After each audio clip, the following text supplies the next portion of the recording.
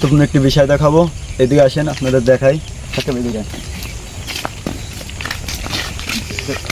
দেখেন আমাকে পাটের ভিতরে গিরে পানি হয়ে গেছে, দেখছেন? তাকে ভালো করে দেখা, গিরে পানি হয়ে গেছে আমাকে। আমাদের আমাদের অঞ্চলে বৃষ্টি নামতেছে গত কয়েকদিন যাবত, যে বৃষ্টির পানি পাটের ভিতরে গিরে পানি বেঁধে গেছে। এখন পাট দ্রুত সম্ভব কাটিয়ে ফেলাতে হবে। কাকা বৃষ্টির ভিতরে পাট কেটেছেন নাকি?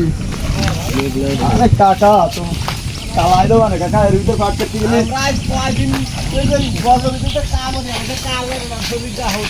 হ্যাঁ শরীরের ভিতরে দাহ ওঠে। কাকা কাকা পাট পাট তো যে গিরে পানি হয়ে গেছে, কেমন নেবে এখন? আচ্ছা ঠিক আছে কাকা।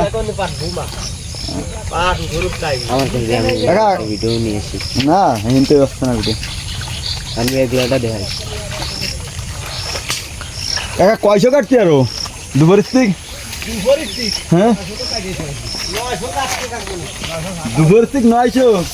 এ দুপুর স্টিক 900 ভিডিও ওটা স্পেশাল কামলা। দুপুর স্টিক 900 কাটে।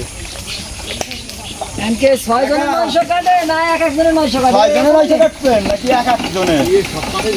হ্যাঁ না না কাকা শীত লাগতেছে না? শীত লাগতেছে না?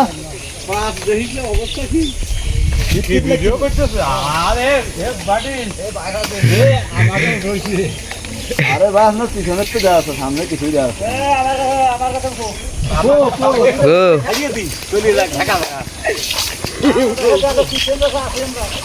কাকা কাটতে দালা দাও, তোমাকে ভিডিও একদম ভাইরাল হয়ে যাবে না কাকা কি? আপনার বেতন হবে 2000।